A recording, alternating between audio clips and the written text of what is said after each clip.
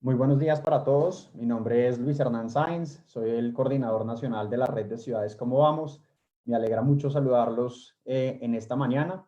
Tenemos el gusto hoy de continuar con nuestra serie de webinars que iniciamos la semana pasada, hoy con un panel de lujo y con una mirada muy importante a toda la crisis del COVID que estamos enfrentando y que desde la red de ciudades pues queremos eh, compartir con ustedes en esta mañana. El webinar de hoy va a estar enfocado en una mirada a los retos de la salud pública con un enfoque territorial. Tenemos a dos grandes invitados que nos van a acompañar y vamos a estar hablando precisamente de cuáles son los factores que influyen en el impacto de las epidemias, de las enfermedades crónicas en un país tan desigual, tan dispar como Colombia, precisamente anotando y poniendo sobre la mesa la importancia de entender estas diferencias, estas desigualdades y los distintos factores y vulnerabilidades que en Colombia nuestras ciudades, nuestros territorios presentan, que nos hacen más o menos vulnerables al impacto de una epidemia como esta y a otras enfermedades y otros retos de salud pública. Nos acompañan dos grandes panelistas y me acompaña también en la moderación Juan Carlos Camelo, director de Sabana Centro Cómo Vamos, a quien le cedo la palabra para que introduzca a nuestros panelistas. A toda nuestra audiencia, pues les damos gracias por acompañarnos. Síganos a través de Facebook Live con el hashtag Cómo Vamos COVID-19 y en el feed del evento, por favor, déjennos sus preguntas para que al final podamos extendérselas a nuestros panelistas. Muchas gracias. Juan Carlos, te cedo la palabra. Bueno, mil gracias, Luis Hernán, por la invitación y muchísimas gracias a nuestros dos panelistas por acompañarnos el día de hoy. Voy a tener el gusto de presentarlos antes de unas breves presentaciones que nos van a hacer sobre este tema de desarrollo territorial y la pandemia del COVID-19. Nos acompaña el profesor Diego Lucumí, profesor de la Escuela de Gobierno. Él es profesor asociado en Salud Pública de la Escuela de Gobierno de la Universidad de los Andes. Su trabajo está centrado en la comprensión e intervención de los factores sociales y del comportamiento que influyen en la salud de las personas, de los grupos, las comunidades y en general de la sociedad. En particular, su investigación se orienta al diseño, implementación y evaluación de intervenciones en salud pública, al igual que el análisis de inequidades, en temas de salud. Otra de sus áreas de interés tiene que ver con el estudio de los desafíos que para la salud y la calidad de vida tiene el tema de la urbanización y los contextos urbanos, especialmente en ciudades intermedias, y el desarrollo de iniciativas para afrontar todos estos desafíos. Importantísimo este enfoque que seguramente nos va a poder compartir para las experiencias de los observatorios que estamos trabajando por impulsar mejoras en la calidad de vida de los ciudadanos. Asimismo, nos acompaña Adriana Roballo. Ella es directora ejecutiva del Instituto de Evaluación Tecnológica en Salud. Es médica cirujana de la Universidad Nacional, especialista clínica en medicina interna y nefrología de la Universidad Javeriana, especialista en economía social de la Universidad de los Andes. También tiene una especialización en gerencia en salud pública de la Universidad del Rosario y la Universidad CES. Y actualmente está adelantando estudios de maestría en efectividad clínica y sanitaria en la Universidad de Buenos Aires. Cuenta con más de 20 años de experiencia clínica, académica, investigativa, administrativa, directiva, miembro de muchas juntas directivas. Entonces, no podemos estar mejor compañía. Vamos a darle paso a ellos dos para que nos hagan una breve exposición y luego pasemos a dialogar sobre estos temas. Juan, muchas gracias. Luis Hernán también, muchas gracias por la invitación y pues a Adriana por poder compartir este espacio con ustedes y poder, digamos, seguramente tener una conversación interesante alrededor de estos temas. Yo, obviamente, también un saludo a las personas que nos están siguiendo en este momento. Yo quisiera, digamos, de manera muy breve, quisiera que pudiéramos tener seguramente más espacio para la conversación. Básicamente presentar algunas ideas iniciales alrededor de digamos, las implicaciones o la relación entre salud urbana e inequidades en salud, pero particularmente en este contexto.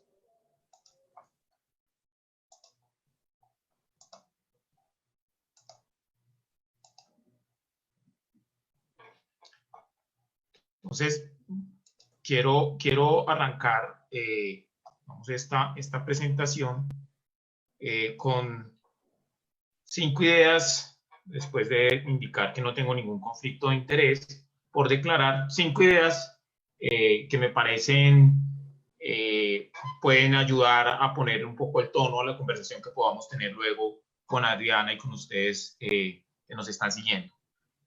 Lo primero es que yo creo que para introducir este tema, pues es muy importante tener presente cuál es la definición o significado de salud desde donde nos vamos a mover.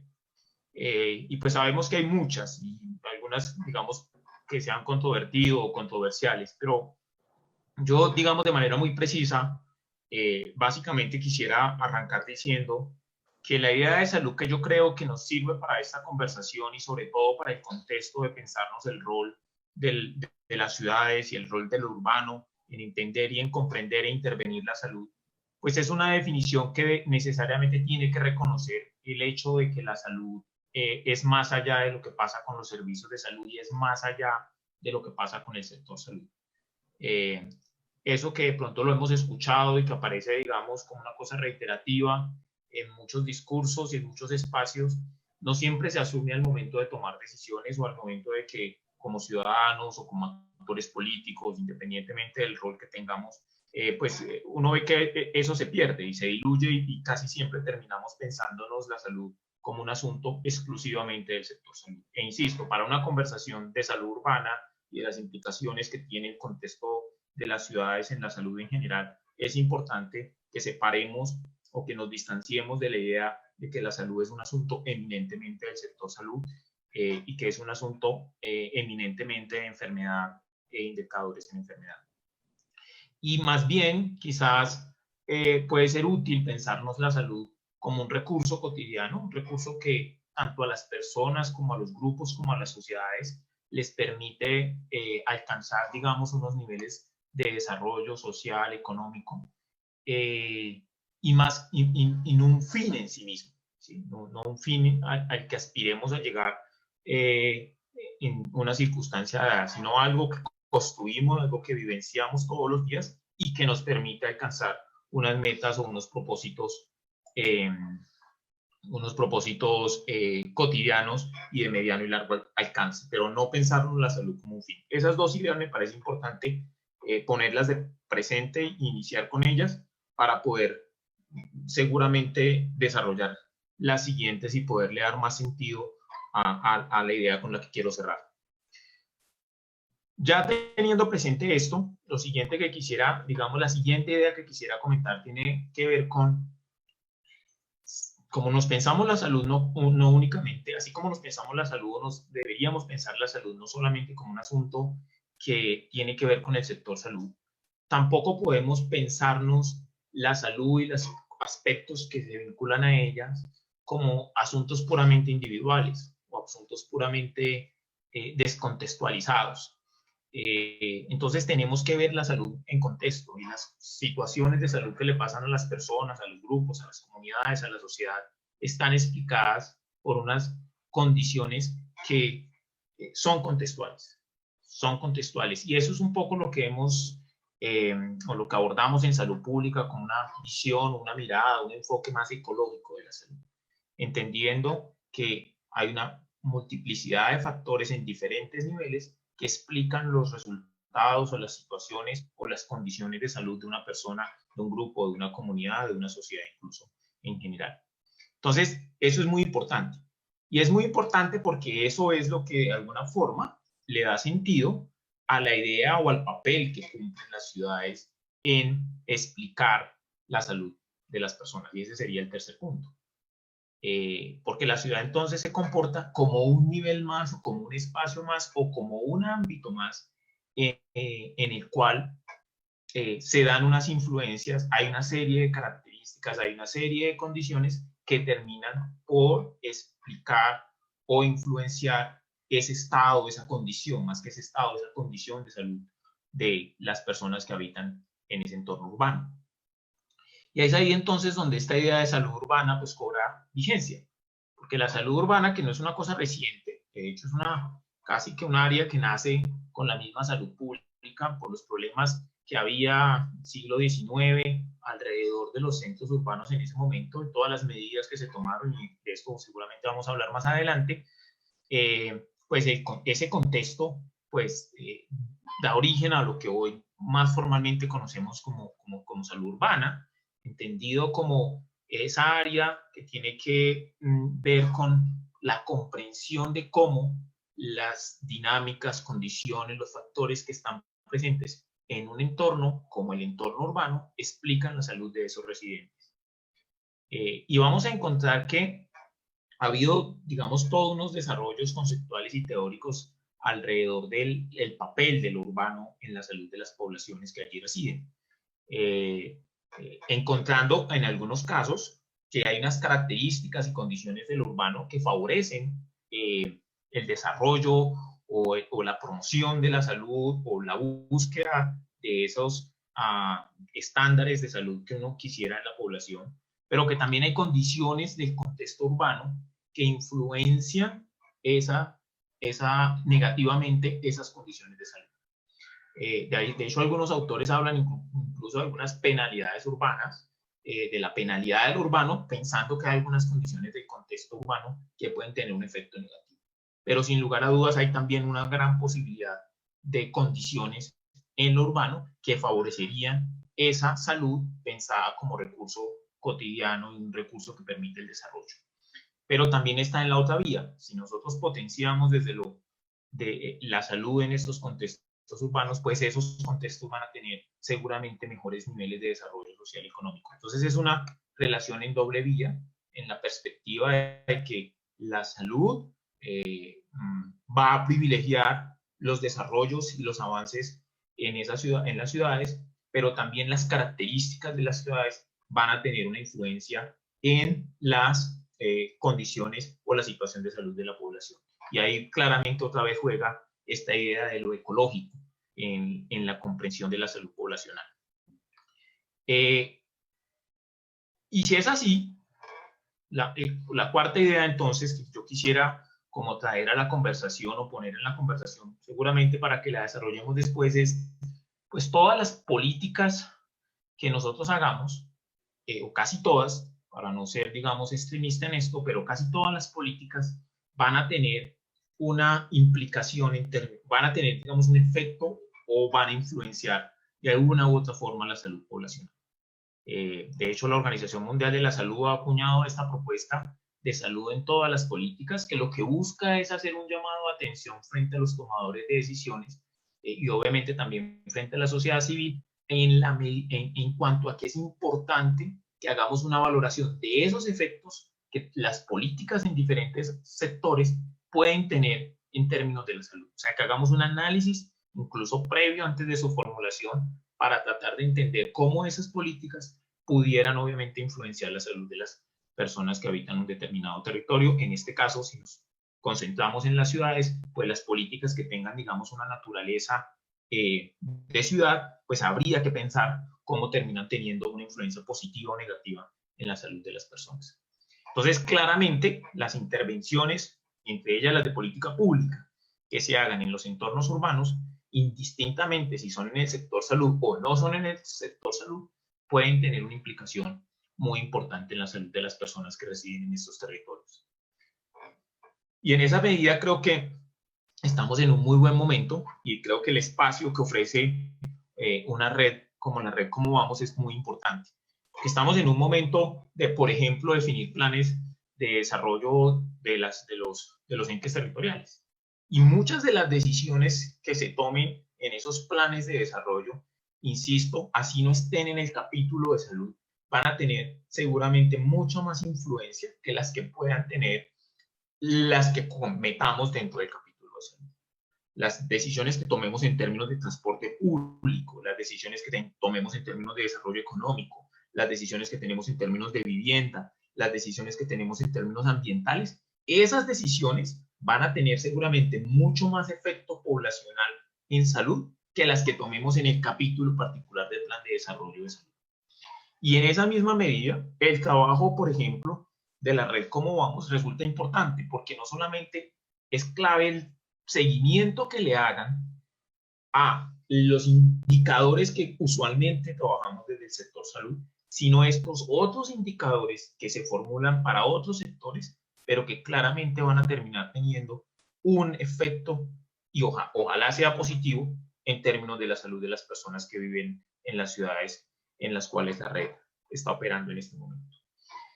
Y quiero cerrar con la última idea alrededor de esto, y es, ya he tratado, digamos, de poner de presente el papel crítico de lo urbano en la salud de las personas que residen en las ciudades.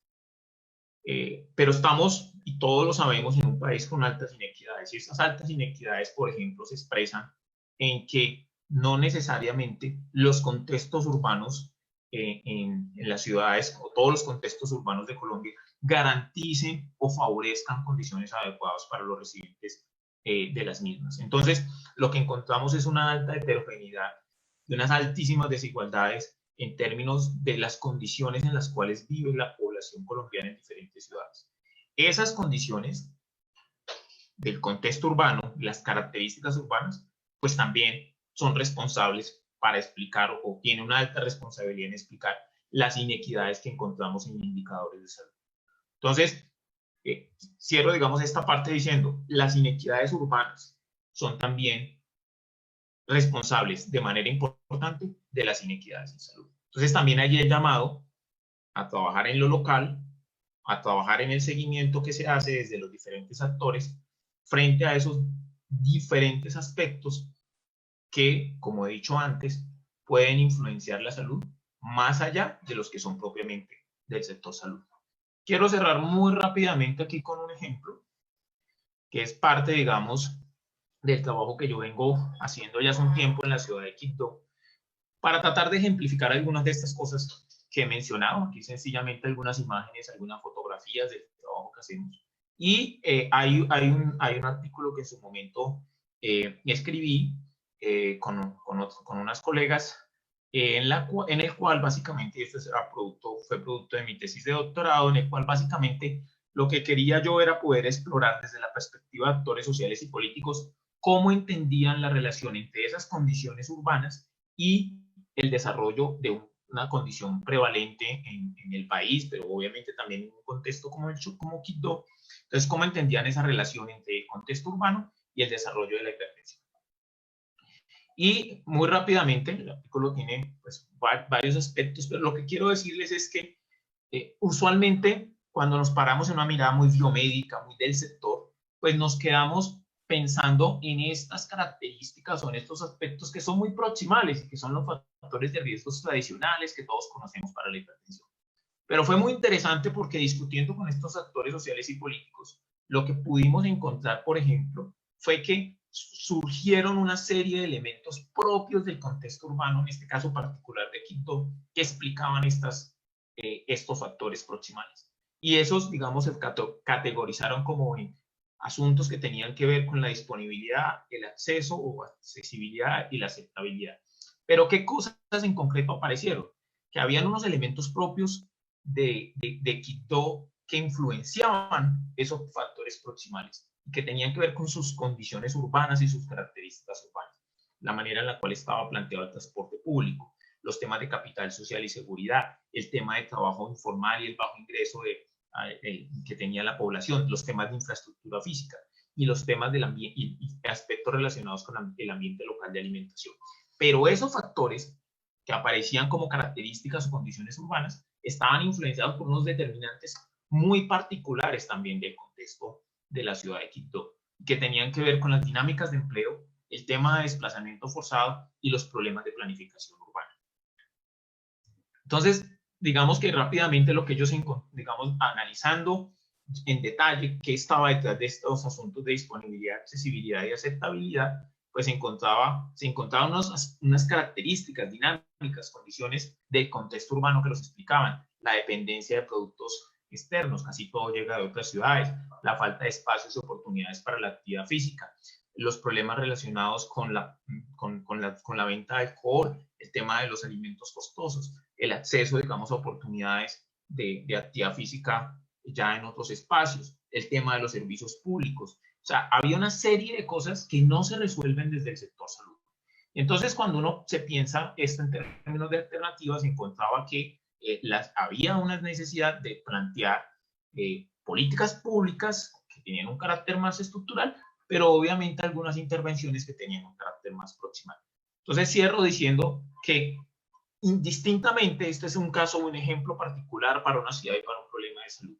Pero cuando uno hace este análisis para otra ciudad o para otros problemas de salud, encuentra que hay condiciones y características del urbano que van, insisto, más allá de lo que hace el sector salud y que es importante que reconozcamos y abordemos en esta perspectiva de pensarnos el rol que tienen las ciudades para favorecer la salud de sus residentes. Quiero parar allí y creo que luego podemos tener espacio para profundizar, ojalá, en algunas de estas ideas.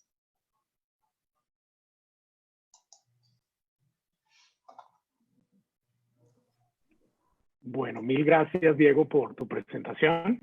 Ahora le vamos a dar espacio a y vamos a hablar con nuestra charla. Adriana, adelante.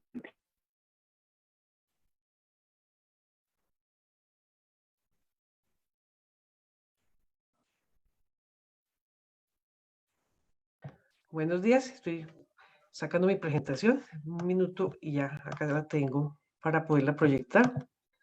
Entonces, ok, esto, acá y acá.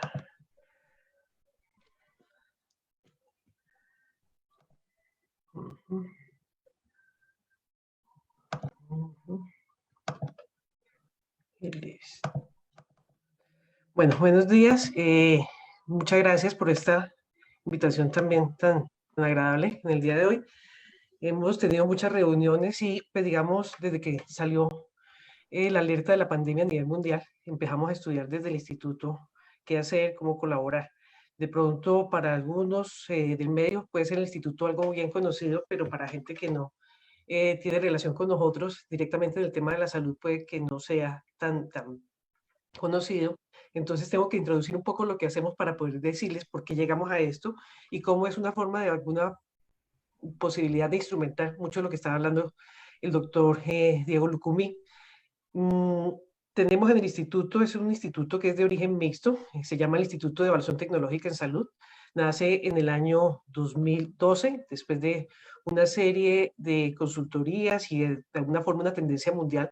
En el momento en que cada día nacen más tecnologías, salen más tecnologías a la luz pública, pero que como hay más gente, también los presupuestos se van disminuyendo o no son suficientes en un dado caso para esto. Entonces, de alguna forma, nace para apoyar al alto gobierno a tener su soporte suficiente para tomar decisiones. Y en ese punto está constituida su junta por entidades del Estado, como el Ministerio de Salud, el Instituto Nacional de Salud, MinCiencias, el INVIMA, y en la parte privada por la Asociación Colombiana de Sociedades Científicas y por la ASCOFAME, que es la Asociación Colombiana de Facultades de Medicina, que las agrupa prácticamente todas. Hacemos parte de grupos a nivel internacional, como la Red Internacional de Evaluación de Agencias de Tecnologías, las redes de Latinoamérica, que maneja evaluación de tecnologías en salud y políticas públicas basadas en evidencia en salud, así como grupos muy importantes como Cochrane, GREAT y otros, pues, que soportan nuestro quehacer todos los días. Esto es la norma por la que nacimos en el año 2011, cuando hubo una gran reforma a la seguridad social en salud y hubo otras disposiciones. Y nosotros básicamente lo que hacemos un poco es realizar evaluaciones de tecnologías basadas en evidencia, guías, protocolos de procedimientos, medicamentos y tratamientos, y apoyamos en el gobierno para hacer inclusiones al planes de beneficio y exclusiones de planes de beneficios, entre muchas otras cosas, y estudios económicos. ¿Y por qué llegamos acá? Porque nuestra forma de funcionar es de alguna forma multidisciplinar. Tenemos nuestro grupo grande, son gente que trabaja en epidemiología clínica, epidemiología general, salud pública. Tenemos toda la variedad de profesionales de la salud, llámese ellos médicos, odontólogos, enfermeros, químico-farmacéutas, nutricionistas, odontólogos y demás. Tenemos un grupo muy fuerte de economía y de economía de la salud, que es gente que tiene, obviamente, pues formación económica, la mayoría tienen estudios de maestría, hay alguna gente que está haciendo doctorado en este momento.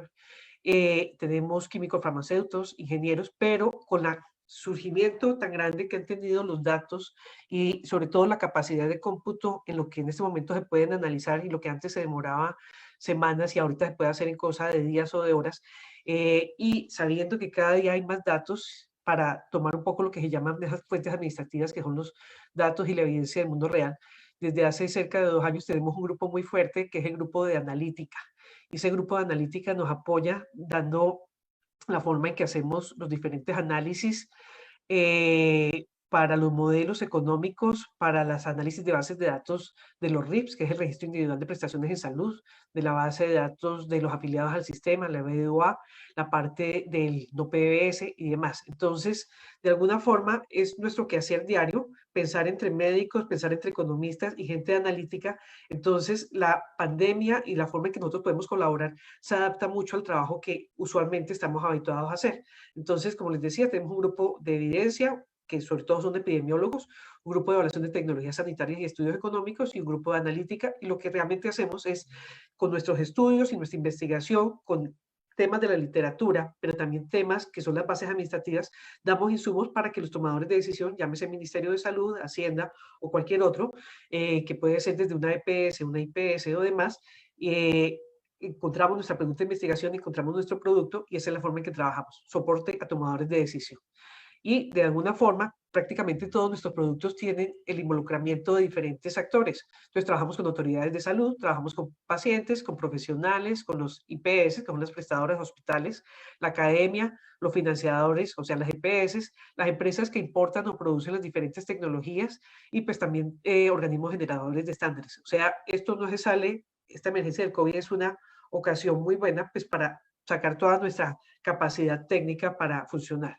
Entonces, ¿y qué habíamos hecho? Cosas grandes de analítica. El año pasado hicimos una gran encuesta de salud en que se hizo analítica textual.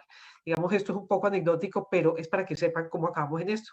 Entonces, después de que se surgió la alerta de pandemia a nivel mundial y ya en Colombia empezaron a aparecer los primeros datos, empezamos a hacer contactos con el Instituto Nacional de Salud, con el Ministerio de Salud y con otras entidades pues, que son competentes para el manejo de la pandemia.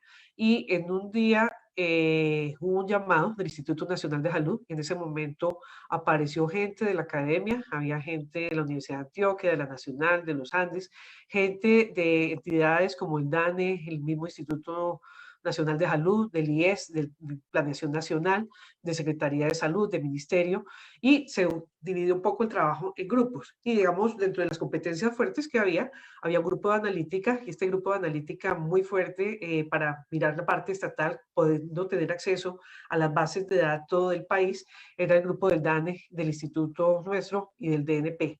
Entonces, con los días se quería trabajar inicialmente un gran tablero de control para que esto llegara al presidente, a sus ministros y a alguna gente de primer nivel de decisión, pero con los días ustedes ya vieron que esto salió públicamente por una decisión propia del presidente de la República. Entonces hay dos partes.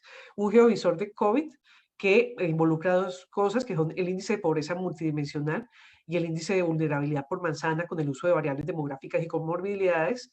Y hay uno siguiente que ya está listo, pero aún no ha visto la luz, que están acabándolo de afinar, que es un tablero de control muy parecido a lo que muestran los otros, pero que está muy en tiempo real alimentado con los datos que tiene el país. Entonces, pues esta discusión de todas formas, pues no la voy a hacer como la hizo el doctor Lucumí, sino que veamos un poco este tipo de herramientas, de instrumentos, se pensó para el primer nivel de decisión, pero es momento dado para que también baje a otro tipo de tomadores de decisión como son los alcaldes, los gobernadores y la gente que conoce las ciudades y que puede mirar realmente qué tan cierto es esto o no. Ahí está el link, en un rato pues creo que lo podemos proyectar en un momento, pero quiero mostrarles algunas especificidades técnicas, haciendo énfasis que yo realmente soy médica con intereses en ciencias sociales muy amplios y con una gran oportunidad de trabajar con gente que todos los días me enriquece de las diferentes disciplinas. O sea, esto también nos es natural. Entonces, si ustedes miran el link anterior, aparece un visor. Este visor que voy a explicar en un momento tiene varias cosas. Tiene un índice de pobreza multidimensional tiene también un índice que mira el nivel de vulnerabilidad. Si yo le doy clic a eso, también me van a aparecer los centros médicos, esto lo podemos hacer un poquito más adelante, y los hoteles, y esto está para los 1.192 municipios del país.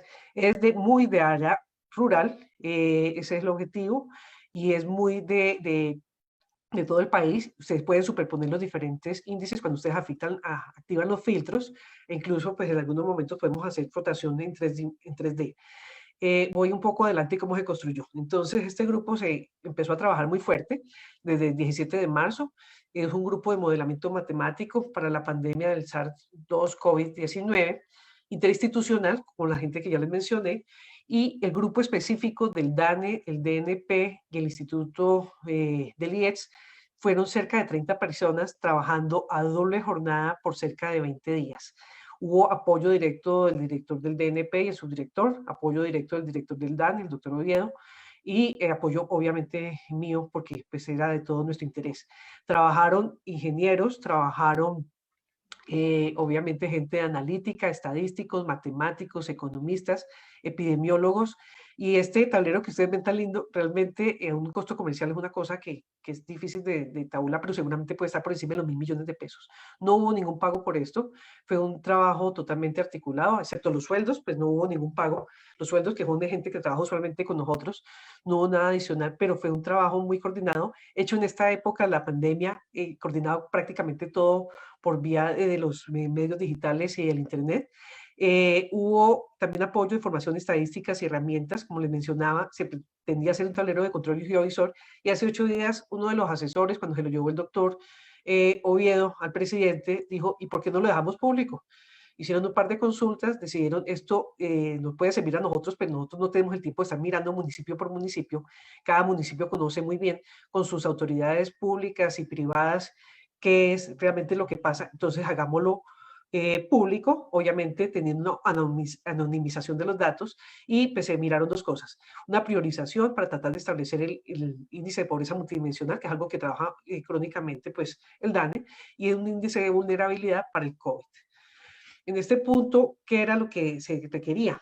Tener un mapa que nos diga en cada casa quién vive y cómo está, pues no es mucho la idea. Entonces lo que se acepta no solo en Colombia, sino pues globalmente, es que la desagregación posible máxima permitida sin violar todos los tipos de anonimización es la agregación de tipo manzana.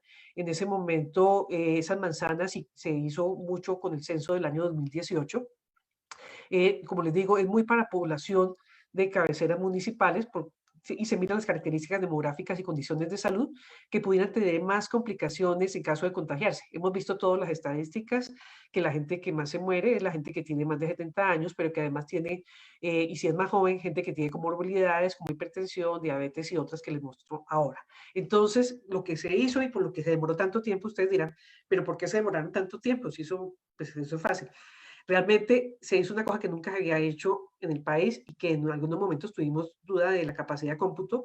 Hubo que disponer de unos servidores muy grandes en planeación nacional y se juntaron el Archivo Nacional de Identificación, el ANI, el registro de nacimiento, se unió también el censo, la base de datos única de afiliación del sistema y los registros individuales de prestación de salud, que es el RIPS que todos conocemos. Entonces, hubo necesidad de juntar 4 o 5 bases de datos muy grandes, macharlas por el nivel de identificación, parearlas, perdón, y mirar qué se iba haciendo, y se empezó al mismo tiempo a revisar pues la bibliografía acerca de qué se estaba haciendo en el mundo.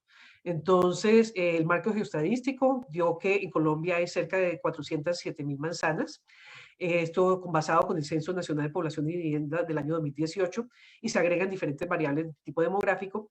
Igualmente, pues con el RIPS se empezó a mirar con lo que estaba figurando en la literatura del COVID, cuáles eran las enfermedades que podían tener más riesgo de morirse si contraían el COVID, y se identificaron pues las que ya les voy a mencionar, pero se miró además que tanta gente venía desde el año 2011 presentando este tipo de enfermedades y se fue haciendo seguimiento, que no fuera un error ni nada más. Y se hizo esta información fue emparejada en forma determinística con el censo de población, basado, como les digo, en la identificación, y al final hubo cerca de 9,5 millones de registros comunes que se pudieron unir con base en la fuente de los censos y la información que les digo de los RIPS y el BDUA.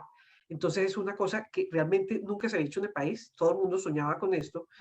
Cuando se difundió por redes, la gente que hace mucha investigación en política pública estaba pues muy sorprendida, muy gratamente sorprendida, porque este ejercicio realmente lo tienen en algunos lados de Alemania y creo que es en Tailandia o en Surcorea. De resto, no se ha logrado en muchos lados y se hacen cosas aisladas de pronto de una ciudad, pero esto es nivel país, o sea, es una cosa bien grande. Las patologías que finalmente, después de mucho buscar, se decidieron son las que hemos oído, como hipertensión arterial, diabetes mellitus, cardiopatía isquémica, enfermedades pulmonares crónicas, el mismo cáncer, con todas sus variedades que son, como les digo, al final nos resultaron 9 millones de registros, y otras cosas como determinar para la vulnerabilidad la proporción de hogares y de personas a nivel manzana que tuvieran algunos indicadores que eran personas mayores de 60 años, por lo mismo la literatura está diciendo que es la gente que más vulnerabilidad y más riesgo de morirse tiene, hogares en hacinamiento, gente que no pudiera mantener la distancia social que se ha venido hablando, hogares con riesgo intergeneracional alto y medio por manzana, y también el promedio de personas que vivían solas mayores de 60 años en hogares unipersonales o familiares. Esto ha dado cuenta de muchas cosas que no se habían visto y que únicamente es posible de poder revisar en el momento en que se unen todas estas bases. Los datos aislados no sirven, tenemos que tener un contexto, tenemos que conocer un poco qué es lo que está pasando, pero cuando uno tiene tanta información que hagan de cuenta que es como ir superponiendo una foto con otra foto con otra foto, uno ve mucho más que si únicamente mirara una de las fotos. Eso es un poco la ventaja. Entonces el índice, después de hacer un par de pruebas pilotos con Medellín y con Bogotá, se empezó a mirar cuál era la densidad poblacional por manzana, cuántos hogares estaban en hacinamiento por cuartos, cuántos hogares por dormitorio, pues con hacinamiento, el riesgo intergeneracional, alto, medio, bajo, la proporción de personas que tenían obesidad, hipertensión, diabetes, cardiopatía isquémica, con todas las diferentes subgrupos. Ustedes ven esto corto, pero cada una tiene por lo menos 10 diagnósticos debajo que soportan pues esto, pero que a la larga pues se puede identificar como la misma entidad. Proporción de personas con diagnóstico de enfermedades pulmonares crónicas, con diagnóstico de cáncer, personas mayores de 60 años en hogares unipersonales o personas mayores de 60 años que vivían en hogares de pues, las familias. Esto es una de las fotos, esta es la ciudad de Medellín. Hay cosas curiosas, por ejemplo, que en el poblado puede figurar mucho rojo si ustedes miran la herramienta, pero uno acaba viendo que en ese sector de poblado son edificios muy altos, entonces con la parte de 3D se puede jugar para encontrar qué puede estar pasando. Digamos, yo puedo ir en un edificio, usted dice, pero esta persona vive en estrato 4, 5, 6, no debería ser vulnerable, pero es que toma la proporción de todo el edificio. Entonces eso puede ser un poco la interpretación, pero cuando ustedes lo pueden ver en 3D, ustedes se dan cuenta si tiene un edificio, si es una casa, o si es un edificio que agrega mucho riesgo. Entonces voy a intentar entrar un momento al geovisor acá, a ver si es posible en este momento para proyectarlo. Y digamos, miremos la ciudad que dice que estaba mirando el doctor Lucumí, Chocó, que es Quibdó, y buscamos, normalmente aparece por su ciudad capital de primera. Creo que tengo buen internet, tiene que aparecer rápidamente. Conozco Quibdó, pero estuve realmente unos 3 o 4 días hace unos 6, 7 años, no he vuelto. Entonces aquí se activan una serie de filtros. Adriana, Señor. perdón, te interrumpo. Para que veamos tu pantalla, tienes que compartirnos la pantalla de internet porque seguimos viendo tu presentación. Qué pena. Ok, entonces denme un minuto a ver si la puedo No cambiar. Perdón, un minuto. A ver. Espérense porque no veo cómo proyectarla. Que lo puse pequeño. Perdón un momento porque esto creo que les va a gustar. Entonces, a ver. Y acá. Entonces, perdón un momento. Lo busco acá. Lo busco en el geovisor y acá le tendría que dar compartir pantalla de nuevo. Ok. Un momento. Y está acá. Sí. Por favor, cuéntenme si ¿se está viendo en este momento? Ok. Perfecto. Entonces, aparece, normalmente seleccione y aparece la parte, gracias por avisarme, la parte de los índices. Acá está la parte del comunicado de prensa que hizo inicialmente. Hay un tutorial que les dice cómo manipular la herramienta. Es un video de 1 o 2 minutos. Aparece el número de manzanas y ya le había dado, y la nota metodológica, que es un poco lo que les estaba explicando hace un momento. Cuando activo, pues el departamento, voy y busco Chocó, voy y busco Quibdó, normalmente la ciudad capital aparece, como les digo, de primera, y puedo activar los filtros. Entonces activo el índice de pobreza multidimensional y activo o quito el índice por nivel de vulnerabilidad. Con eso además puedo pues crecerlo o disminuirlo tamaño, lo puedo rotar, lo puedo poner en 3D, puedo mirar si hay edificios, pero ahorita no me acuerdo, no me sale bien esa. Puedo mirar y activo los centros médicos que hay en esa zona. A medida que lo aumente más, pues lo puedo ver con mayor detalle. Acá está al lado del río. Entonces, pues ustedes ven que hay pues, una parte importante en rojo, pero puedo quitar vulnerabilidad y únicamente me queda los índices de pobreza. Entonces acá al lado derecho puedo mirar pues cuál es la lectura en la escala de colores, pero si activo también el de vulnerabilidad, en muchos casos me coincide con el de pobreza multidimensional. Entonces puedo activar uno u otro filtro y obviamente, como les digo, las regiones conocen quién es su gente, cuáles son sus riesgos, y entonces esto de alguna forma les diría, acá hay más gente que puede estar asignada o que puede tener condiciones de salud, que tiene más patologías o es mayor, y serían las áreas en que de alguna forma tendrían que mirar más. También en algún momento el gobierno pidió, por favor también miren si hay hoteles, si en algún momento nos toca reconvertir hoteles en hospitales, y esto por eso es que aparecen los hoteles ahí, esa es la razón. Entonces aquí les va diciendo un poco el grupo de manzanas por vulnerabilidad y demás. Igual como les decía, se puede hacer para cualquier ciudad del país que esté en el ámbito urbano, propiamente en cabeceras. Hay algunos datos y hay unos agregados poblacionales grandes. Por ejemplo, la parte de Bogotá, cuando ustedes miran, Bogotá es bien interesante. Voy a quitar un poco de filtro para que veas esto mejor. Si no, esto no se va a entender. Voy a desactivar los centros médicos y voy a desactivar los hoteles. Pero voy a activar, tengo el grupo de vulnerabilidad y el índice de pobreza, y en la medida que lo haga más grande, pues obviamente me da mayor detalle. En Bogotá, los que estamos en Bogotá, sabemos que Soacha es un sector de la ciudad que tiene unas condiciones socioeconómicas difíciles, complicadas, mucha migración, mucho desplazamiento, gente pues que hace oficios básicos, los niveles de educación pues no son los más altos, pero de pronto en Bogotá figura una zona al norte, que es la zona de Cedritos, que en ese momento también sabemos que hay una población migrante importante, pero que también es una zona que tiene muchos edificios y demás. Me voy a volver a mi presentación, pues la idea es que ustedes puedan mirar esto y lo puedan desde sus diferentes municipios y ciudades mirar qué hay, qué tanto corresponde. Como les digo, esto no es perfecto, pero tiene mucho trabajo de mucha gente competente que les puede ayudar a guiar dónde tienen que estar buscando la gente que tiene más posibilidades de que si contrae la enfermedad se complique o que incluso muera. No es gente que esté en este momento infectada, pero es susceptible que si esta gente le llega a pasar algo, perdón un momento, pueda tener complicaciones e incluso morir. O en otro lado, que estamos viendo también que está apareciendo otro problema grande, que es el tipo de gente que por no tener los recursos suficientes puede empezar a sufrir hambre de forma crónica en estos días y deteriorar más los indicadores y hacerlos de alguna forma también más susceptibles a enfermedades. Voy a compartir un momento que ya voy a acabar mi presentación, pero pues quería mostrarles esto para que vean que sí sirve en la vida real. Un momento, por favor. Un momentico. Ok.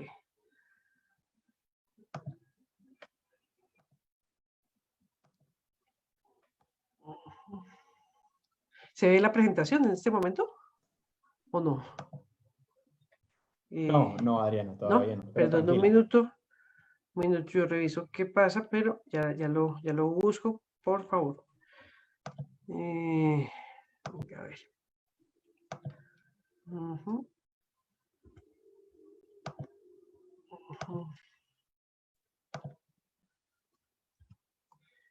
Y acá,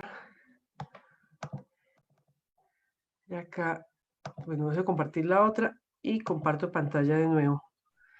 ¿En este momento se ve? ¿O no se ve? No se ve, pero ya ahorita la habías compartido, si quieres. Ay, no sé qué pasó, pero bueno, entonces si no, igual ya estoy acabando. No te preocupes. Espérense que no sé qué pasa. Bueno, entonces, pues mientras encuentro mi presentación de nuevo, les puedo decir que pensamos que tiene utilidad mucha para ustedes. Esperamos que los próximos días además se comparta el geovisor para, perdón, la parte del tablero de control para todo el país, que también nos parece una cosa muy interesante de que ustedes puedan, pues, tener y que lo usen. O sea, como dice el doctor Diego, no es únicamente salud como muchas veces se entiende que es atención y prestación, sino que lo que se conoce como determinantes y las otras temas estructurales que determinan que uno disponga o pues, pueda tener buena salud es una cosa importante. Está la discusión, pero que no debería ser una discusión, que qué más importante si la salud o la parte económica, pues sin salud pues no vamos a tener parte económica, pero sin economía tampoco vamos a tener salud. Entonces, pues nos toca mirar cómo vamos de alguna forma integrando ambas cosas para, pues, para el bien de nuestra sociedad. Se está estudiando por mucha gente, muchos tipos de cosas. ¿En este momento se ve o no? Sí, ahí está Ahora, ok, perfecto. listo. Entonces, a ver si soy capaz de acabarla acá. Mucho tipo de pues, temas importantes que podemos seguir revisando. Ya les he comentado cómo se construye. Entonces, algunas conclusiones son que este análisis, después de mirar Bogotá y Medellín, se depuraron las diferentes variables y se dejaron las variables que les mencioné. Lo que servía era mucho la gente mayor de 60 años, temas de hacinamiento, los temas de los diagnósticos, igualmente, pues también, perdón, creo que esta me quedó mal, y otros temas adicionales. Entonces, decir que esto no es un tema que hable propiamente de quién tiene el COVID, porque eso no sería permitido. Ustedes saben el riesgo que tiene que alguien diga, ahí vive tal persona COVID o vive tal médico, eso es complicado porque en este momento la gente tiene miedo y eso toca manejarlo, pero es una herramienta para que los tomadores de decisiones públicos y privados hagan uso de ella. Eso era lo que les queríamos demostrar un poco. Esto se sigue trabajando con el DANE y el DNP y con la gente del Grupo de Modelamiento Amplio con el Instituto Nacional de Salud. En la medida que haya mejoras o nuevas cosas, pues las haremos disponibles para todos, que es la idea. Tomar políticas públicas formadas en evidencia, y esto es la evidencia de millones de registros, como se dan cuenta. Muchas gracias. Bueno, mil gracias, Adriana, por tu presentación también, y a Diego, por supuesto. Bueno, para abrir esta conversación, creo que fantástica porque hemos visto como dos caras de la moneda. Uno, el análisis desde el punto de vista de la investigación, de cómo se ha profundizado en temas como los determinantes sociales de la salud, y cómo Adriana nos muestra que hoy se cuenta con estadísticas, con herramientas que permiten también pues, modelar los temas de salud pública. Digamos que en esta pandemia nos ha quedado evidente cómo las inequidades afectan potentemente a población vulnerable. Un ejemplo de esto puede ser hablar del acceso a un producto vital como el agua. El ministro de Vivienda, cuando empezó la pandemia, habló de que tenían que hacer reconexión del servicio del agua, por ejemplo, a más de 200.000 hogares que iban a cubrir más de 1 millón de personas que no tenían acceso a este producto vital. Y ahí se ve evidente cómo el acceso a este tipo de servicios que, digamos, afectan directamente la calidad de vida, pues ponen a una población u a otra más vulnerable. Me gustaría escuchar de ustedes que son expertos y que han podido revisar sobre este caso en particular del COVID-19, cuáles podrían ser 2 o 3 factores que han quedado en evidencia que exacerban la vulnerabilidad de una población determinada ante una pandemia como esta. Si quieres, Diego, te damos la palabra. Gracias, Juan. Sí, evidentemente concuerdo en el hecho de que si hay algo que nos ha mostrado todo este fenómeno que estamos enfrentando son las profundas inequidades del país, lo sabíamos, pero aquí han quedado, digamos, muy resaltadas, muy remarcadas. Yo diría que, respondiendo a la pregunta, por un lado, hay unas condiciones estructurales importantísimas que evidencian estas inequidades y un tema, por ejemplo, como el agua, que tiene aquí un papel importante frente a una recomendación supremamente clave que es el hecho del lavado de manos. Entonces, ahí ya hay un asunto crítico. Pero Juan mencionaba el tema de la reconexión, pero de hecho hay un asunto que incluso va más atrás, y es que también evidenció todos los municipios y todas las áreas, y no solo rurales, sino urbanas incluso, donde ni siquiera hay acceso a agua, porque al menos la reconexión da señal de que hubo agua en el momento. Pero también está el tema de que ni siquiera hay todavía ciudades que tienen una cobertura completa de acueducto y alcantarillado. Entonces, ahí hay un problema bastante serio. Otro que está evidenciando, que se está evidenciando es la capacidad institucional en diferentes niveles. O sea, la respuesta institucional es también muy heterogénea, desde los diferentes actores de gobierno, pero también desde la sociedad civil.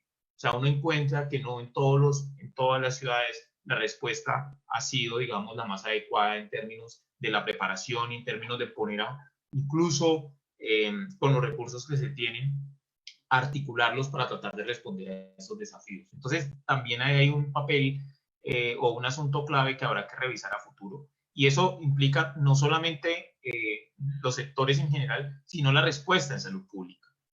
Yo creo, por ejemplo, que una de las grandes cosas que a futuro o en el mediano o largo plazo vamos a tener que revisar en el país es todo el tema de salud pública, toda la gestión en salud pública, y eso va seguramente a requerir algún tipo de reforma en la manera en la cual eso se está desarrollando, porque ahí yo encuentro que hay unas inequidades también muy importantes. Y el tercer elemento, ya más concreto, que tiene que ver con el sector salud, es también las condiciones de desigualdad en la infraestructura hospitalaria, en la infraestructura de la prestación de servicios de salud. Ahí también encontramos unas profundas diferencias, unas profundas inequidades que responden, entre otras, a todos estos problemas que hay en términos de capacidad institucional. Entonces tenemos una idea de salud que puede, y de prestación de salud que puede, digamos, pensarse que es homogénea, pero que cuando uno mira en los territorios no necesariamente coincide con las particularidades y las heterogeneidades y los desafíos que tiene en términos de prestación cada uno de los territorios. O sea, yo creo que hay tres cosas en las cuales evidenciamos inequidades y que seguramente vamos a tener que trabajar ahora en lo que sea posible, pero en una visión más de mediano y largo plazo. Muchas gracias, Diego, por tu intervención. Adriana, te escuchamos. Pues yo lo que veo es que esta pandemia y lo que ha pasado en Colombia ha exigido mucho de los sistemas de salud y de los sistemas también gubernamentales y de la parte de logística. Como dice Diego, muchas veces, como es algo que nadie esperaba, la respuesta ha tenido que ser muy en el camino. Entonces, esto es un gran choque que exige de todos los sistemas, pero en especial el sistema de salud. Pero volvemos a lo mismo, el sistema de salud no es únicamente la parte de medicalización y la parte de prestación en los servicios de salud, sino que empieza desde antes, empieza desde pues, de la casa, cuánta gente vive en la casa, si tengo que comer, si tengo que mirar más. Y no es únicamente incluso el servicio de salud y la parte del agua, sino también todos tenemos agua potable. Mucha gente para poder disponer de esa agua la tiene que hervir porque es agua, uno sabe que ni se puede tomar, pero tampoco se podría lavar las manos con ella. Entonces son cosas que en el país solamente unos cuantos pocos municipios tienen agua realmente potable, que la gente diga, yo puedo tomar de esa agua, uno llega a un hotel, puedo tomar esa agua, no, mejor tome agua eso es una cosa que de pronto uno en las ciudades grandes no lo tiene, uno abre la llave y toma agua de una vez, pero el agua potable también es una realidad que no es algo en el país. Nosotros seguimos pensando que Colombia es un país de gente joven, pero los mapas nos están diciendo que hay mucha gente que vive sola, que hay mucha gente mayor de 60 años y esa gente necesita redes de apoyo. Digamos, la solidaridad se ha sentido en estos días, pues con los diferentes temas de las donatones y demás, y realmente hay mucha gente ayudando, pero no somos una cultura porque, digamos, nosotros como colombianos miramos muy adentro hacia la familia. Hay redes, hay países que manejan redes más amplias, pero esto es una oportunidad también que nos sirva para manejar nuestras redes y para manejar y apoyarnos. El mismo hecho que ustedes han visto con vulnerabilidad, el acceder a mucha información, hay una información muy buena, pero usted necesita también internet. Poder seguir escolarizado requiere internet, un internet de algún tipo de calidad que permita bajar y seguir. Incluso en una casa, pues si hay papá o dos papás y los niños y todo el mundo necesita computador, usted ya no necesita un computador, sino 4. Y si en una casa que puede tener los medios puede ser complicado, imagínense en zonas donde pueden tener 6, 8 niños y no pueden ni siquiera estudiar. O sea, y todo esto va pegado y también se está hablando que de pronto la gente que puede adaptarse mejor en la gente, pues que puede hacer teletrabajo. Por ejemplo, yo puedo hacer teletrabajo en este momento, pero si yo tuviera que salir a buscar la comida en la calle, pues seguramente me lo tengo que pensar. Entonces, todo esto va también a determinar más cosas. La gente que por estar guardada en sus casas en este momento no puede ir a sus consultas de crónicas. Ayer estaban hablando de que la ocupación de los hospitales, las clínicas, las camas, está bajando y está alrededor de un 40-50%. Quiere decir que hay mucha gente en la casa dejando de ir a consultas, perdón, a consultas médicas, dejando de disponer de sus servicios y en un momento dado podemos tener un doble choque, que son la gente que va a estar consultando por COVID y la gente que va a estar consultando por enfermedades crónicas que se descompensaron. Entonces, además que esta gente, como vimos ya de enfermedades crónicas, tiene un riesgo mayor para tener vulnerabilidad en caso de que llegue a contagiar. Entonces, llega a una urgencia que hay gente consultando por COVID, pero además yo con mi enfermedad crónica que me predispone, pues va a ser una cosa más complicada. Entonces, las vulnerabilidades están haciéndolas evidentes. Este choque tan grande, pues sobre todo el choque en salud y el choque de todos los sistemas de protección social en el país, pienso que lo iremos lidiando en la mejor o en la peor forma, pero de alguna forma irá sacando, pero esto no puede acabarse el día que se acabe, sino que tiene que ser una cosa que vayamos ajustando y decidiendo más rápido. O sea, se pusieron al estrés máximo todos los sistemas de salud y todo lo que los rodea. Luego, esto tiene que ser una oportunidad para hacer las cosas mucho mejor. Muchas gracias por las respuestas. Han hablado ustedes mucho acerca de cómo hay como una paradoja sobre la afectación que tiene esta pandemia en zonas urbanas densas, donde tiene mayor facilidad de propagación esta epidemia, pero hablemos un poco de las zonas más rurales, periféricas. Por ejemplo, nosotros en Sabana Centro, ¿cómo vamos? Atendemos el Observatorio de Calidad de Vida en los municipios del norte, incluyendo municipios muy rurales, Tabio, Ten, Jocó, Guanemocón. ¿Qué le diría uno a un alcalde de estos municipios para que tenga una mayor preparación a futuro para atender este tipo de situaciones? No sé si quieras comenzar, Adriana, en esta ocasión tú. Revisen muy bien sus temas. De todos conocidos que pues la salud pública no se necesita hasta que se necesita. Entonces, pues no la percibimos siquiera en muchas formas, pero esto es algo a lo que ellos van a tener que ponerle mucho cuidado. Una de las formas en que ustedes ven es que realmente empiezan a mirar sus mapas con sus datos que tiene centrales. Esto del censo tiene 2 años, o sea, hay gente que seguramente ya no está viviendo ahí. Entonces, sabemos que pues a diferencia de otros países no nos desplazamos tanto, pero algún desplazamiento hay dentro de las ciudades.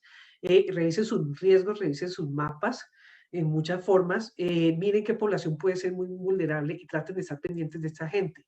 Es una oportunidad, pues en este momento, como les digo, tenemos que ir solucionando sobre la marcha ellos y nosotros y mucha gente, pero que a futuro entiendan que el bienestar de su población va mucho por la parte de la salud pública, pero también por una cosa que pronto no hemos mencionado, que son los entornos urbanos y los entornos saludables, que hacen que uno tenga un disfrute de vida mejor, pero que también que yo tenga saneamiento, que pase la basura por el lado, que yo tenga un parque donde ejercitarme. Todo esto es muy importante para el disfrute de la vida, pero también para mantener la salud.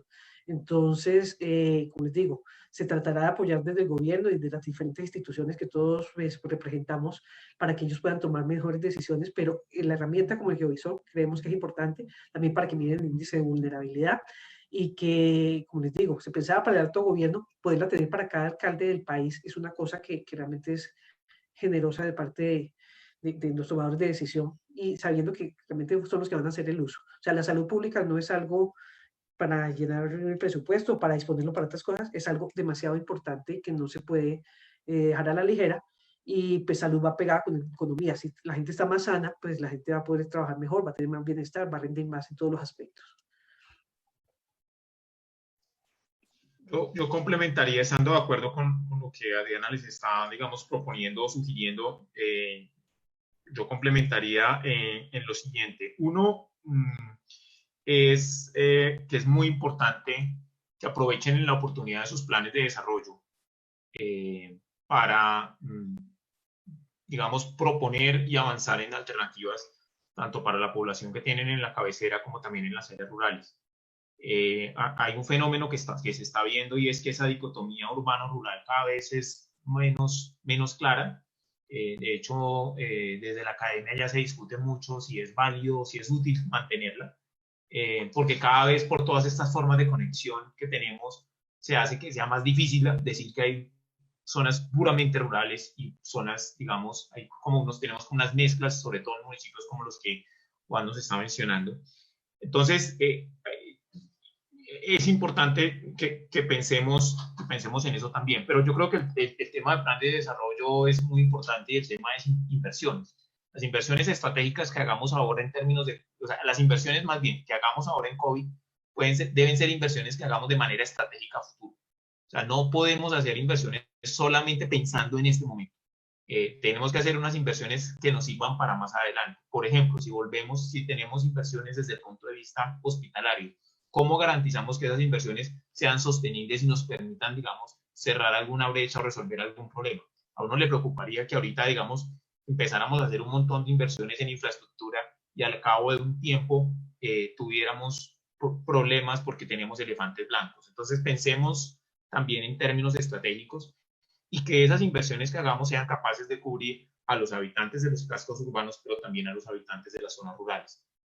En las zonas rurales o que tienen, digamos, una característica más rural, pues hay unos desafíos. Uno al principio pensaría, por ejemplo, que pudieran estar más protegidos, pero por esta lógica que estaba mencionando de que cada vez estamos más conectados, pues en muchas zonas, y ya lo estamos viendo, ya vimos lo que pasó en Villapinzón particularmente con estas dos personas, los dos campesinos que fallecieron, pues la infección va a llegar allá. Entonces hay que tener, lo otro que yo diría, la otra recomendación es que revisemos los planes de contingencia que se están proponiendo para que en esos planes de contingencia queden, digamos, cubiertos los habitantes tanto de los cascos urbanos como de las zonas más rurales.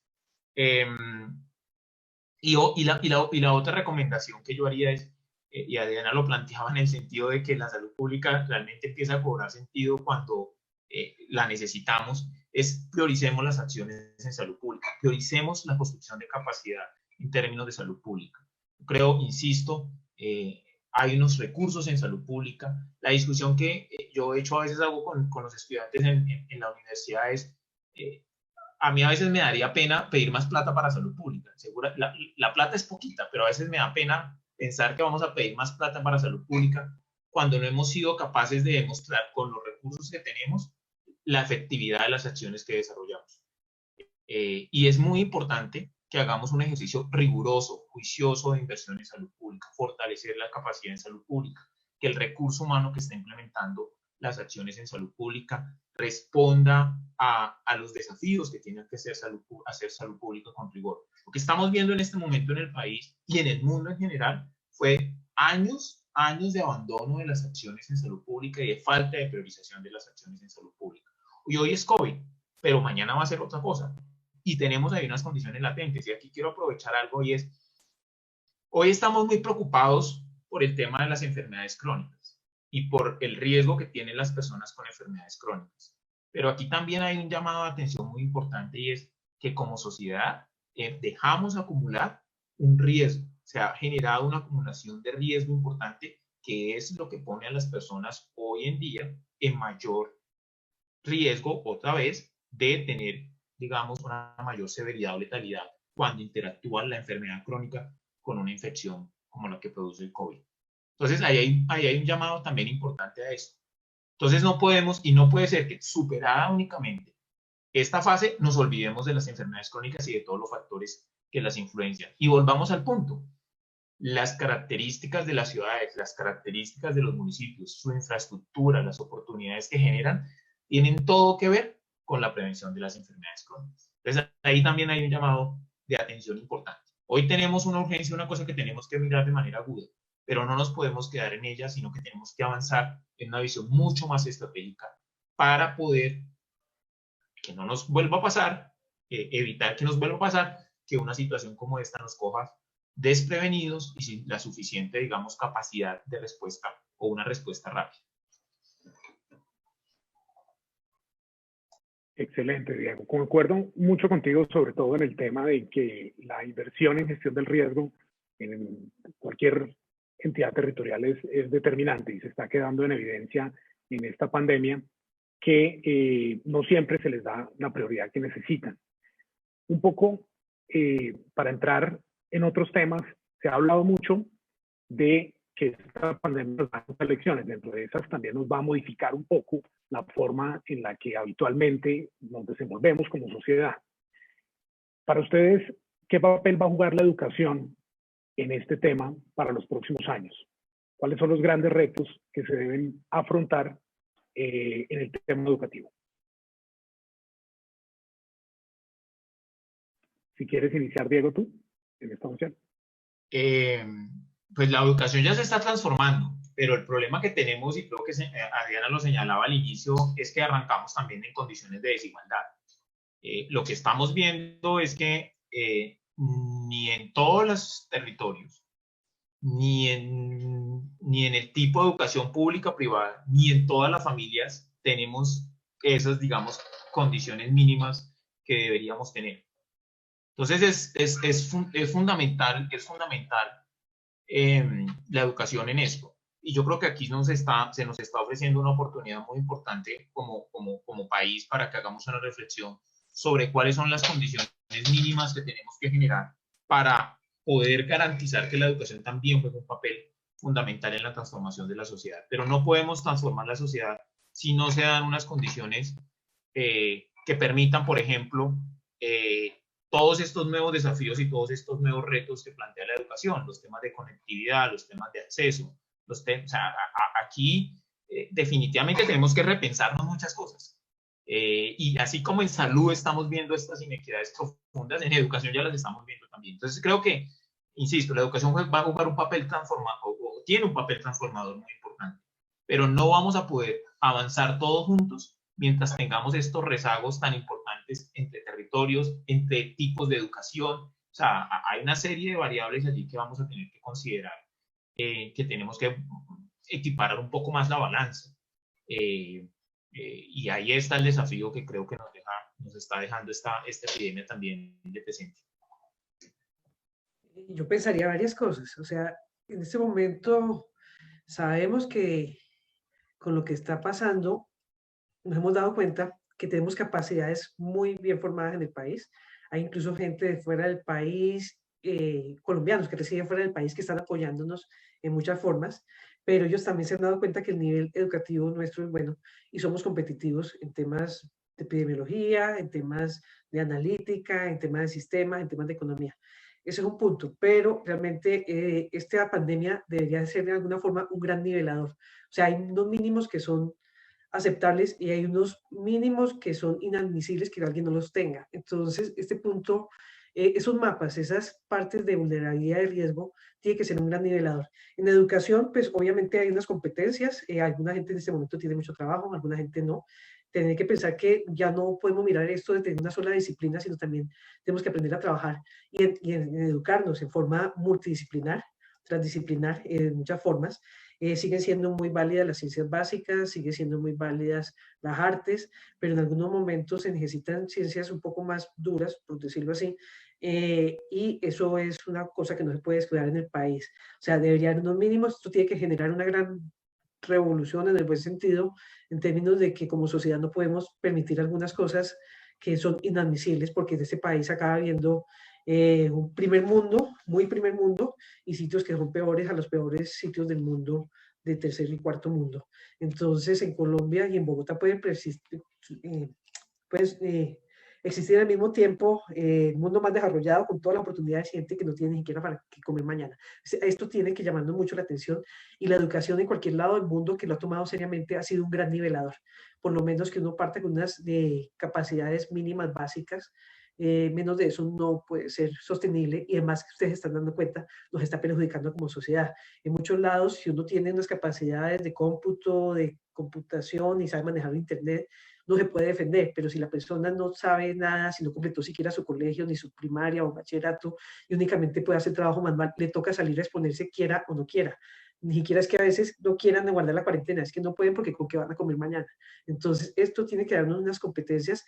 Como les digo, esto es un choque muy fuerte que entró por el sector salud, pero que irradia el resto de la sociedad y a todos los campos, pero que tiene que ser un campanazo gigante para, como dice Diego, no gastándonos todo en ese momento en COVID, sino para mirar en qué estamos y qué tenemos que mejorar. Que en las diferentes ciudades que dicen vienen cerca, tener en cuenta que la gente piensa, yo soy joven y no pasa nada. Hubo en estos días una persona que vino a Bogotá y se fue para Quitania, en Boyacá, y se llevó el primer caso. Es un muchacho de 30 y pico de años, pero se lo llevó para allá. O sea, uno tiene que ser muy responsable cómo está protegiéndose, cómo puede estar requiriendo riesgos. Ayer revisaba otra noticia, pues ya también hay unos casos en Amazonas, pero no muy lejos de ahí por río, en Manaos, y están abriendo fosas comunes para enterrar gente. O sea, son cosas que ni siquiera porque uno esté muy lejos con la conectividad que tenemos ahora y la posibilidad de viajar, son temas que también hablan pues, de la globalización y de la facilidad que tenemos en comunicación y en transporte que hace unas décadas no existía. O sea, a mí esto, a pesar de un gran miedo que podamos sentir mucho, también es una gran oportunidad para acelerar muchos temas del país. Y la educación es una parte fundamental para hacerlo. Gracias. Bueno, nos podríamos quedar charlando en esta conversación tan amena mucho tiempo, pero el tiempo se nos agota y quisiera hacerles una última pregunta. Ahorita, Adriana, nos mostrabas en el visor cómo hay como una paradoja del tema de las desigualdades, porque también mostrabas cómo a través de las zonas más densas de la ciudad, digamos que territorios que tienen o donde normalmente habitan niveles socioeconómicos altos, tienen también exposición a esta vulnerabilidad, tanto como en, digamos, niveles socioeconómicos más bajos. Ya les quisiera preguntar, no como científicos, como expertos, como especialistas, sino como personas.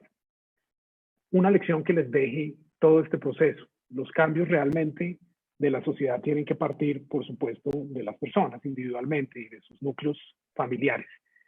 Si nos quisieran compartir una lección que de verdad les esté dejando esta situación y qué tipo de cambio creen ustedes que debe proponer la gente desde su núcleo particular. Pues si quieren empiezo. Para mí realmente nos estamos dando cuenta que por más de que podamos estar bien nosotros, necesitamos a la sociedad. Somos seres sociales, somos seres que vivimos en comunidad. Solo no podemos hacer, yo no puedo producir el alimento, producir el vestido, pero además trabajar, eso es imposible. O sea, somos seres interdependientes totalmente y todos los sectores de la sociedad, con todo lo que hacemos, nos necesitamos. Necesita tanto el que da empleo como el que trabaja para ese empleador. O sea, nos necesitamos todos.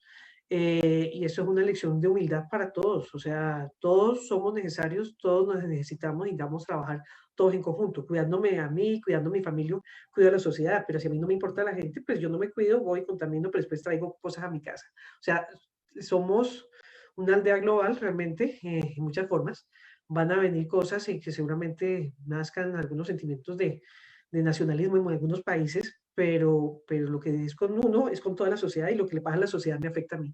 Eso es una cosa pues impresionante en este nivel. Es un experimento social gigante y un choque muy grande.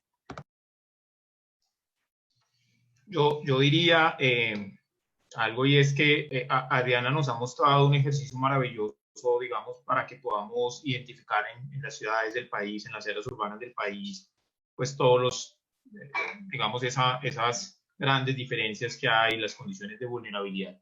Y eso es obviamente muy importante en términos de poder tomar decisiones, pero digamos, eso lo debemos complementar, ese elemento técnico, como Juan planteaba en la pregunta, debe ser complementado con algo, y es como detrás de esas cifras, detrás de esas gráficas, detrás de esas figuras y esos indicadores de vulnerabilidad, hay seres humanos. O sea, hay seres humanos, y lo que quiero, digamos, resaltar es que esto todo nos está mostrando que las inequidades, las vulnerabilidades tienen carne y hueso, tienen personas que sienten, personas que sufren. Yo he insistido mucho alrededor de eso, y es el tema de la inequidad no es un asunto puramente técnico o político, es un asunto humano, ¿sí? O sea, es un asunto de humanidad.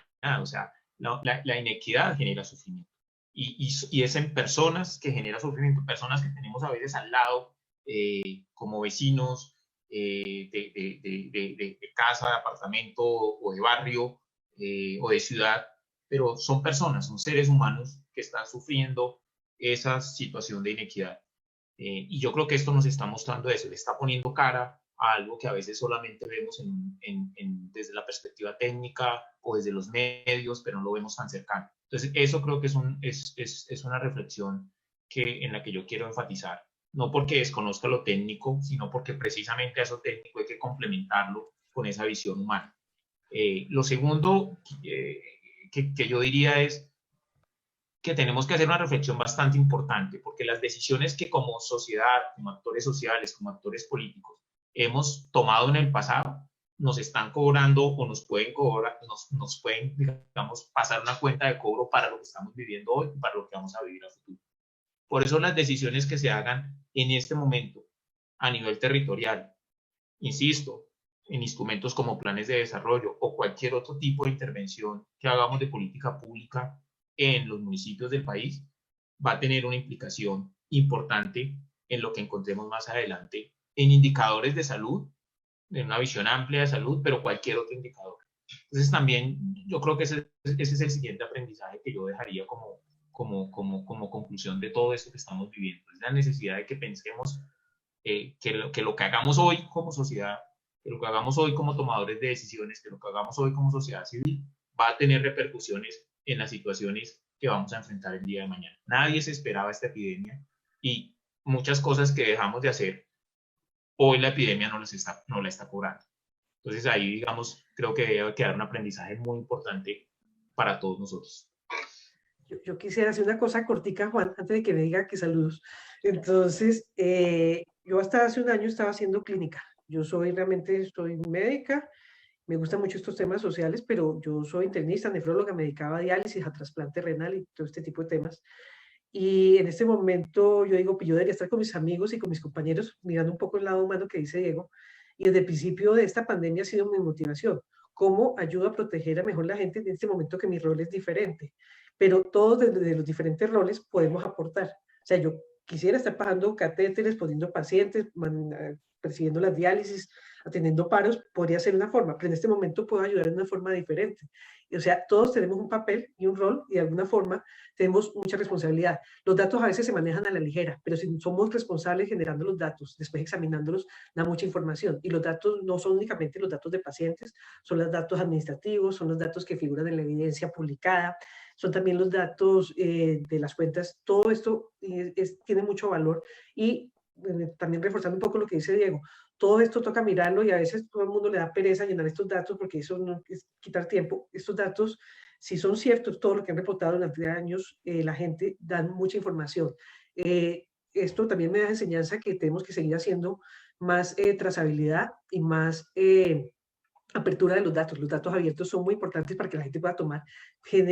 Cuestan demasiado dinero generarlos, cuesta demasiado dinero usarlos para que pronto no lo usen 2 o 3 personas, sino que tienen que ser abiertos a todos. Entonces crean que esto se hizo bien y úsenlo por favor, y si hay dudas y cosas que podamos ayudar, pues seguiremos ayudando y decirles, todos tenemos un papel en este momento en la pandemia, nos toca reubicarnos, rebuscarnos y pensar cómo podemos ser útiles para nuestra sociedad, que en este momento realmente sí nos necesita. Bueno, no puedo estar más de acuerdo con los dos, aunque esta pandemia nos ha traído grandes dificultades, seguro también está sacando lo mejor de todos como personas y como sociedad, y como estaba diciendo Diego, pues las sociedades se cambian desde casa. Les agradecemos enormemente el tiempo que nos han dedicado para esta charla, a Diego Lucumí y a Adriana Roballo. Pues muchísimas gracias. Le voy a dar el paso a Luis Hernán para que cierre este webinar. Juan Carlos, mil gracias a ti por la moderación y bueno, a todos a los que nos están acompañando por Facebook, gracias por la compañía. Creo que tuvimos una conversación muy interesante, dejamos obviamente muchos temas abiertos que seguiremos abordando y que pues el país, como bien decían, tendrá que seguir abordando hacia futuro, y que pues en estos procesos de planeación de nuestros territorios pues enfrentamos un reto importante precisamente para atenderlos. Muchas gracias a Adriana y a Diego por acompañarnos. La próxima semana tendremos otro webinar donde retomaremos muchas de estas ideas, de las reflexiones que nos dejaron para hablar precisamente de la relación de todos estos temas con el desarrollo económico y el empleo en nuestras ciudades. Entonces a ustedes y a Juan Carlos, muchas gracias por este espacio y nos vemos en una próxima ocasión. Muchas gracias.